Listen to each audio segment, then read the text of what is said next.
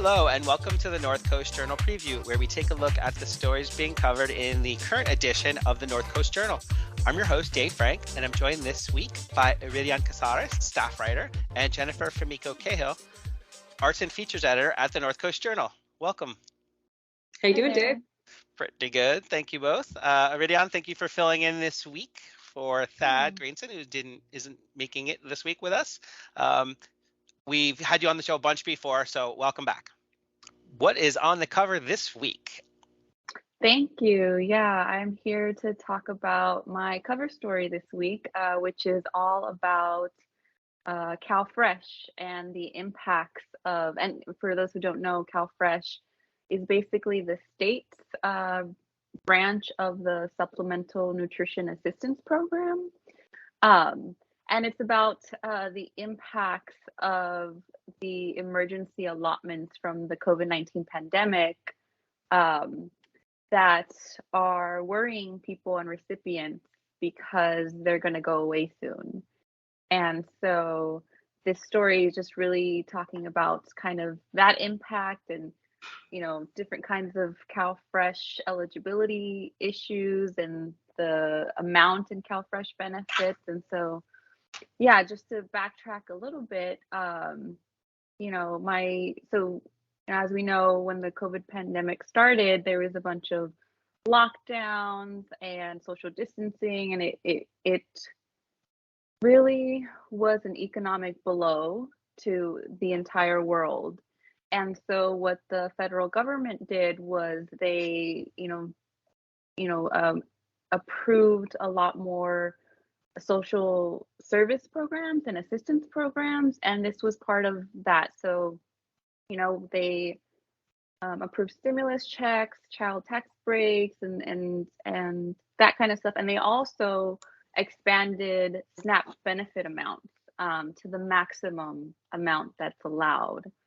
And so just to kind of dive into it a little bit without going too much into detail, because it's a really, really complicated issue, is that it allowed people to get the maximum benefit allowed. And so the state or the federal government, the USDA, actually sets these amounts that people and families can have for in CalFresh benefits, the funding that they can get.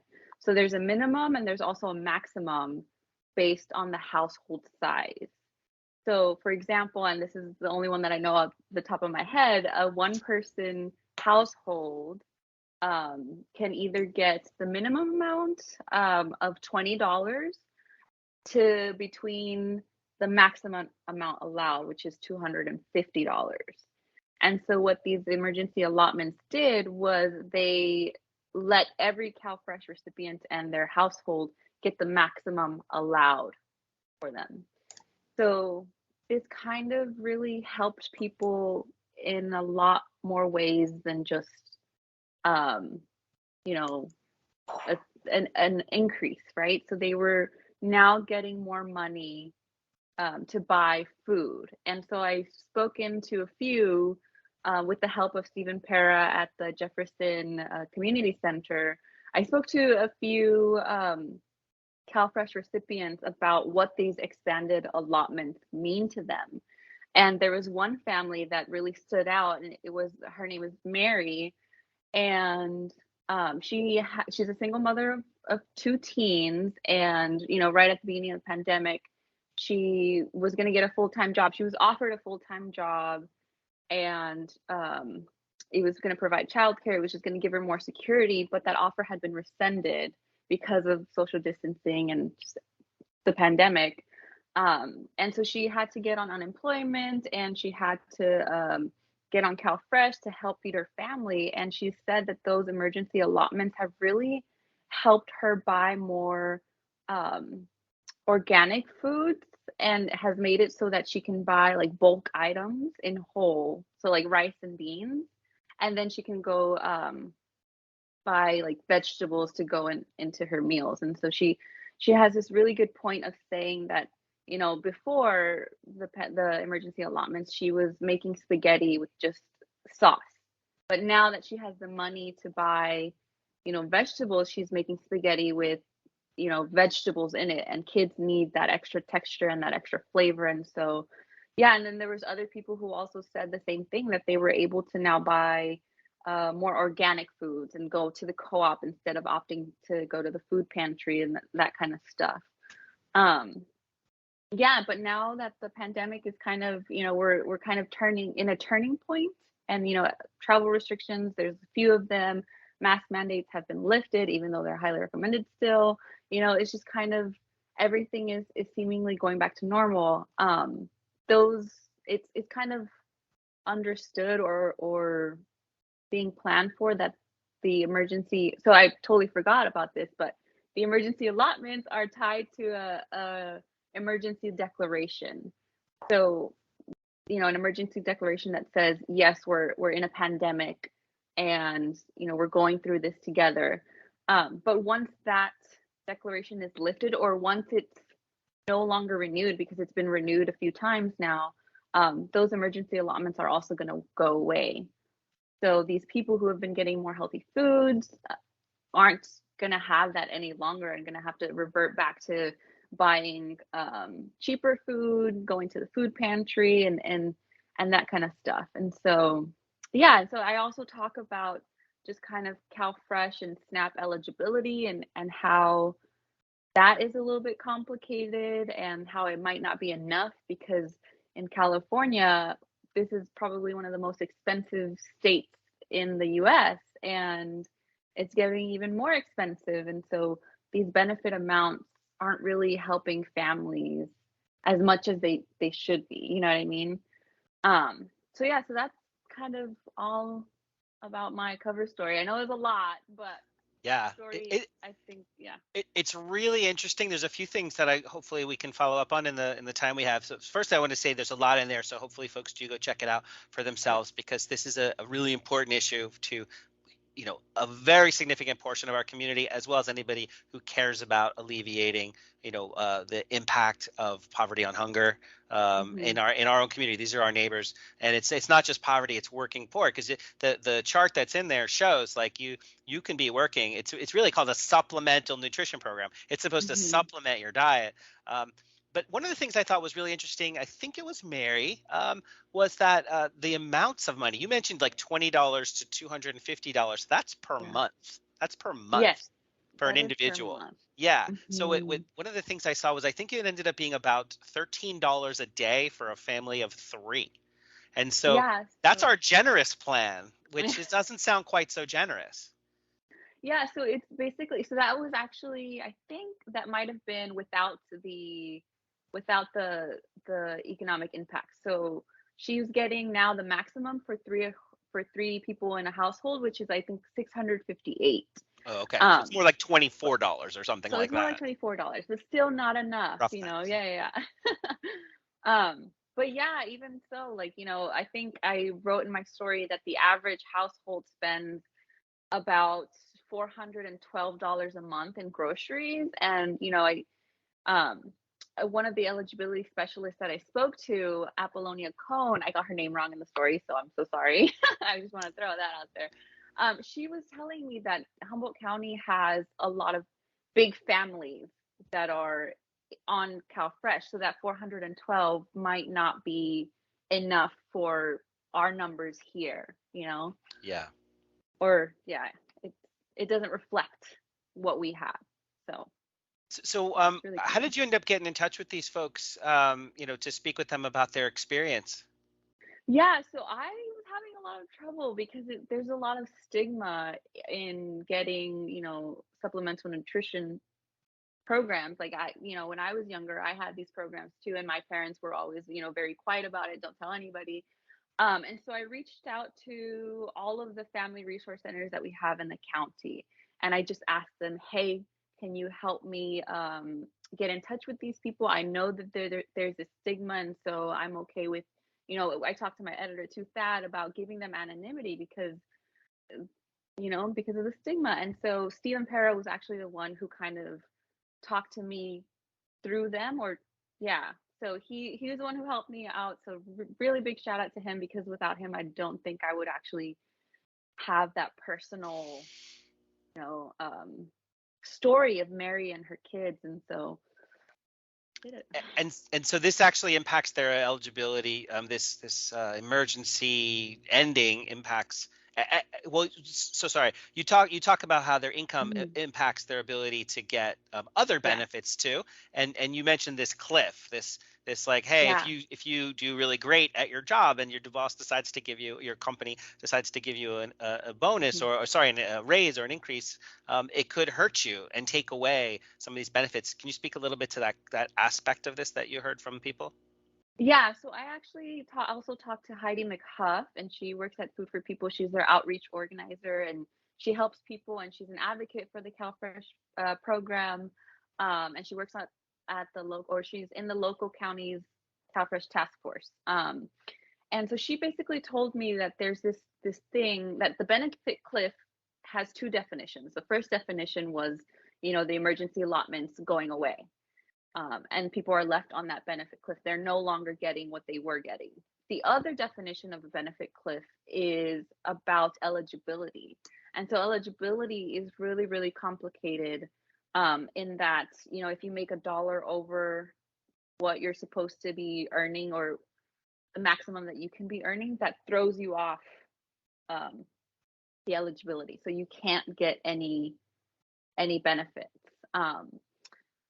And she also said that, sometimes people, the way that it's measured is really complicated too, because they take your income, your gross income, and then they deduct, your shelter or your living expenses. And there's a measurement on how much you can get deducted from your living expenses. And they also take your household number, so how many people should be getting whatever amount of money for food. And yeah, it's just really complicated. And so the eligibility specialist that I talked to at Apple, she basically said that the best way for people to find out if they're eligible for CalFresh benefits was to just apply, because it's just really, really complicated, that only an eligibility specialist could figure that out for you.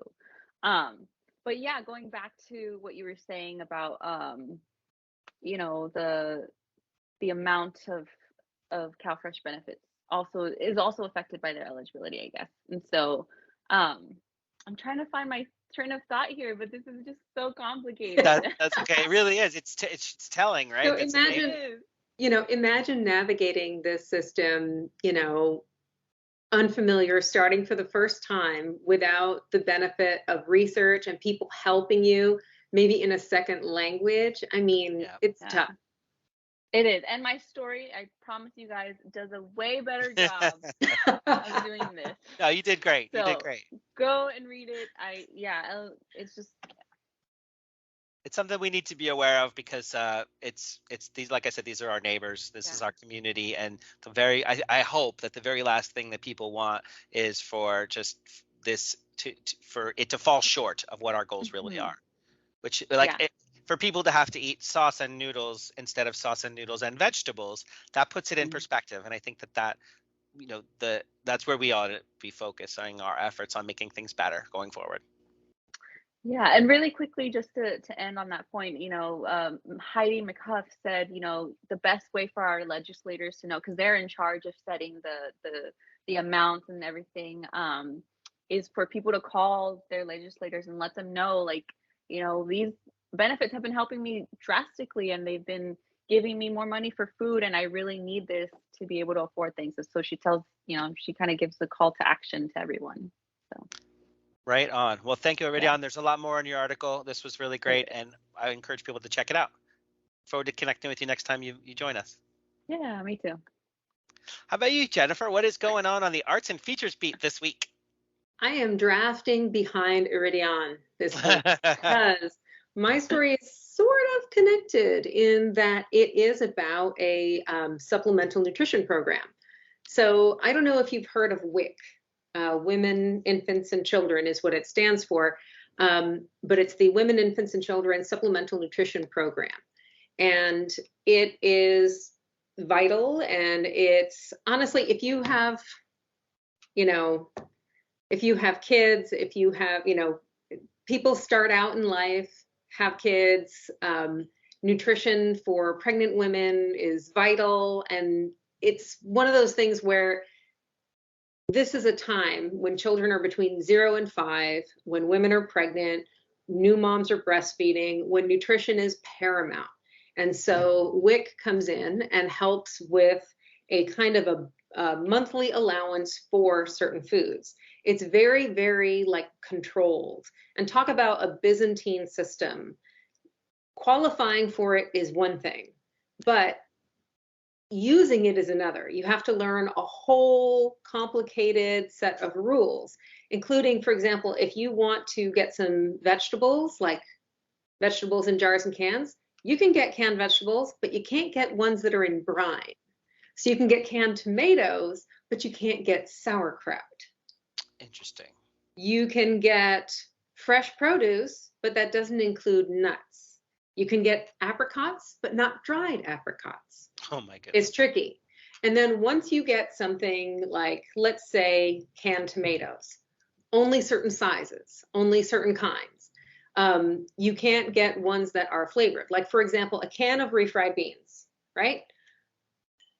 Maybe, if there are no added fats. So if it's the good kind of refried beans that has the fat in it, no.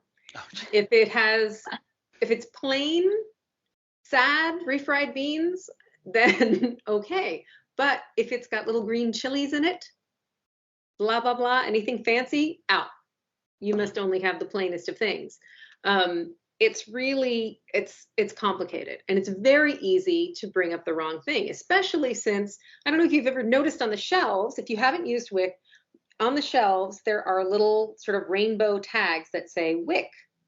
And that means that this item is a WIC item. Is it though? Because how many times have you brought something up to the register and realized that it was not what it was marked as on the shelf? It happens. That happens. Maybe it's the wrong size, or during a pandemic, as I've complained before, people who never made rice and beans before in their lives went and hoarded all the rice and beans and other foods. Lots of, shelves were emptied during the pandemic. And if your WIC item is gone, you can't just swap in another item. Oh, right. Right. So maybe, your kids are really good at eating this kind of vegetable, but if it's not there, you're out of luck. That said, Jessica Rebolts had an experience that a lot of people who use supplemental nutrition programs have experienced. She was online at the supermarket, and she was getting ready to use, to go through the register like everybody else. And the woman behind her started talking some mess about how long this is going to take because she's going to be using, food stamps. And then she said she complained about having to wait behind these people. Oh, God. At which point, self-described proud Latina Jessica was like, oh, no, we're not doing this today. And she was like, what do you mean these people? And then it turned into a whole confrontation. It was terrible. It was, really mortifying for her. It was like traumatizing. And, if you've ever had that experience of, shopping cart judging or checkout judging, it's the worst. P.S. If you have opinions about people using supplemental nutrition programs to feed their families, particularly their children, and keep them healthy and alive in a society with a social contract where we help each other, please write them down, send them to me, care of the journal, so that I can light them on fire over my delightful scented candles. Anyway, so she eventually started thinking, like, we need a place where I can just go use my WIC benefits and not have all this noise and all this shaming and not have to feel flustered every time I go to the checkout in case something is wrong and people are complaining. And she was on the phone with her mom, and her mom was like, oh, they have those. Oh. And there are stores in Southern California that do this. And so years later, down the road, Rebels loses her job during the pandemic, like so many people, and she decides, you know what? I'm going to do it. She was a nutrition educator, and she decided, I'm going to do this business. And she cashed out her 401k, and she put down money to start a business that is just a shop, like a little bodega-sized outlet in the mall in one of the former food stalls. Mm-hmm. I don't know which one it was. Anyway, but it's one of those little places in the food court. And at this stall, it's just sort of packed with basics. You know, there's like flour, broccoli, canned food, milk, eggs, etc. And you kind of swipe your WIC card, and then she'll walk through with you, letting you know, okay, you have this much allotment for milk left, and you have this much allotment for fresh vegetables, and this goes under this category, that goes under that category. P.S. Canned green beans do not go under canned food items. They go under fresh produce budget. It's tricky. So she will help you, walk you through all of this, and then you just pay with your WIC allowance. And if you have to add some cash onto that, you can add cash, cards, etc. Other people can come in and buy stuff, of course, but it's really geared for people using WIC. And you sort of order everything, and she hands it to you over the counter, kind of like a pharmacy. And because of that setup, because you don't have people wandering aisles, you don't need a lot of space, and you don't need a lot of employees. She can run this as a one-woman show. Oh, and wow. It's pretty great. She's had a really solid response from other women who've kind of been through what she's been through. And she's also really trying to make sure that people have what they need. On the daily, she's like sending all kinds of messages from people who are like, hey, do you have this kind of milk? Or do you have this kind of thing that my kids eat? And for example, there was a woman who asked her about like, hey, I can't find lactose-free milk on, you know, that's WIC appropriate anywhere in the area. Can you get it? And she got it. Oh, nice. There was a woman who was moving to the area that she told me about who was trying, and I saw her comments on the Facebook page. She needed the preemie infant formula. It's been a minute for me. Infant formula is now up to like $35 plus. It's a lot of money. And as much as, you know, breastfeeding is great, not everybody can do it, either because of work or because of health issues, what have you. She could not find the formula for preemie babies, and it has to be a certain kind of formula, right? They're premature babies, they need special care. And so Rebels drove to San Jose, I believe it was, and stocked up, found a place that had it, and just hoarded and got enough so that she can tide this mom over for a few months. It's really something. And I think one of the things that struck me in all of it was that, you know, she really took this moment that could have been just, that makes you get small, right? One of those moments that makes you shrink away and like hide and be shamed. And instead she was like, nope, we are going to make this a shame-free zone. And, you know, she's decided to go the other way. And she's like, out and proud. I'm a mom who used WIC at one point, and it helped me, helped my family, and now I'm helping other people. It's a pretty sweet deal. And if you're over at the Bayshore Mall, you can check it out. She's up and running. This is great. No, thank you for sharing this with us. It's a valuable asset to the community, and I think that there's more information in your article that insinuates that there's a potential to open other locations to serve other communities in our region. So I think this is an idea that has traction because the need is there. Yeah, and one more thing that's happening in the back of the book where we put all the entertainment stuff, as we call it.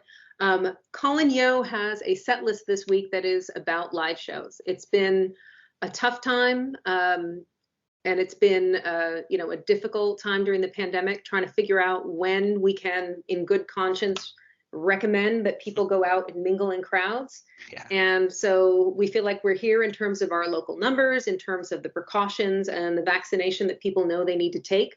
But, you know, that comes with a caveat. Enjoy it. Enjoy all these wonderful shows that he's writing about. But remember, masks are metal, and you can get vaccinated and wear a mask and enjoy the mosh pit as ever.